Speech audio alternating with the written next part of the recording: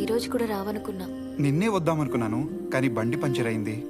Phone చేసి చెప్దామంటే number లేదు, అందుకే. ఓ అవునా? అవును, ఎందుకు రమ్మన్నావు? నీతో మాట్లాడాలి.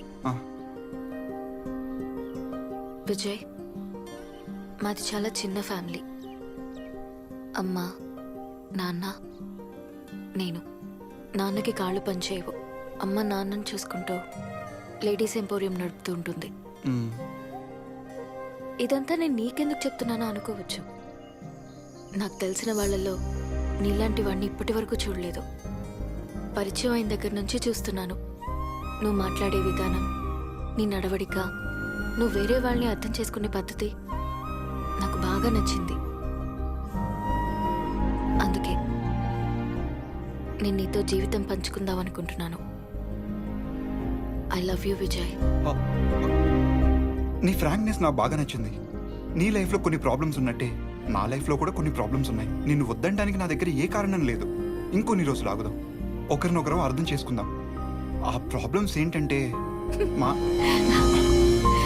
ఏదైనా సరే తర్వాత మాట్లాడదాం.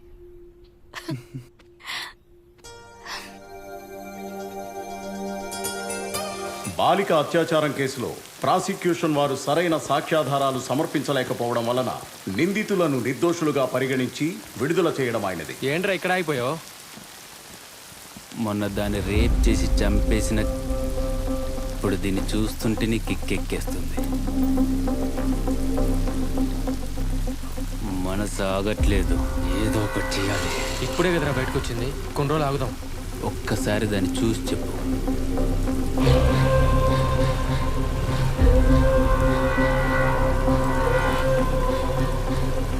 చూస్తుంటే కాదు, పద ఫాలోగా.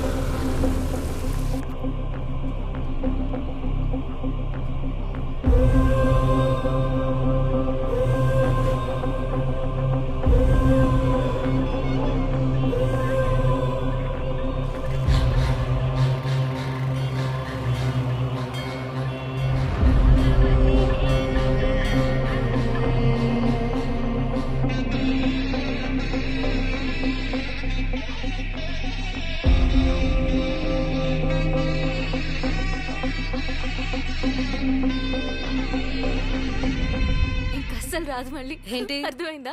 ఏమంటున్నాడే మీ వాడు? అంతా ఓకే, ఇంకొంచెం టైం కావాలంటున్నాడు. టైం కావాలా? ఇంత అందాన్ని చూసి కూడా వెయిట్ చేస్తున్నాడా వీడెవడే బాబు? మేము ఇంకా వెయిట్ చేయలేము. అదేం లేదే, రేపు ఈవినింగ్ కలుద్దామని చెప్పా. ఎక్కడే? సీక్రెట్. నా ఫోన్ ఛార్జింగ్ పెట్టాను, బయటికి వెళ్ళొస్తా.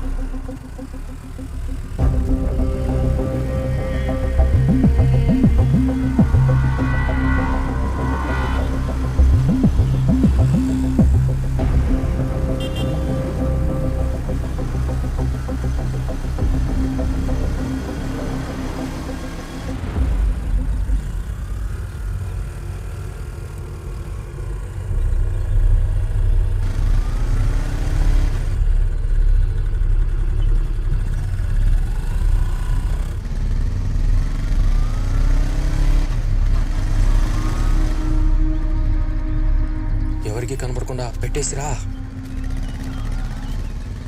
వాడు ఇంకా రాలేదనుకుంటా.